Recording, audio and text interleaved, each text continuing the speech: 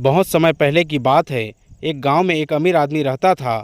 उसने अपने दोस्तों से कहा कि मुझे मेरे बेटे के लिए एक अच्छा शिक्षक चाहिए, तो तुम लोग मुझे आसपास के सभी गांव में से एक अच्छा शिक्षक ढूंढ के दे दो।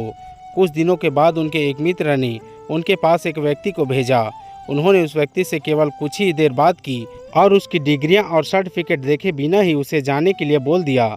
अगले ही दिन उनके पास एक और लड़का आया। वो उम्र में छोटा था, न तो उसके पास ज़्यादा डिग्रियां थी और न ही ज़्यादा अनुभव, किंतु इस अमीर व्यक्ति ने उसे अपने बेटे को पढ़ाने के लिए रख लिया। उसके दोस्त को जब यह बात पता चली तो गुस्से में अपने मित्र के घर आया और इसका कारण पूछा। अमीर आदमी ने उससे कहा कि जिस व्यक्ति को तुमने मेरे पास भेजा था वह सीधा आया और तुमसे जान पहचान होने की बात बताने लगा। उसने एक बार भी अपनी योग्यता को बताना जरूरी नहीं समझा, लेकिन जिसे मैंने अपने बेटे को पढ़ाने के लिए रखा है वह मुझसे पूछकर कमरे में आया। उसने मेरे से किसी प्रकार की कोई खुशामद या किसी भी प्रकार की सिफारिश नहीं की। उसे खुद पर विश्वास था कि उसे यह नौकरी मिल जाएगी, वह मेरे बेटे को अच्छे से पढ़ा पाएगा, इसलिए मैंने उसे रख लिया।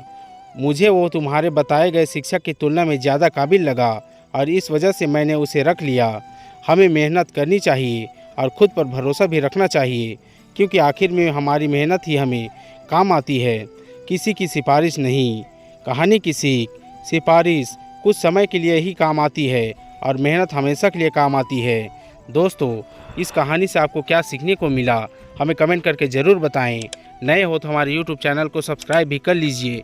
धन्यवाद।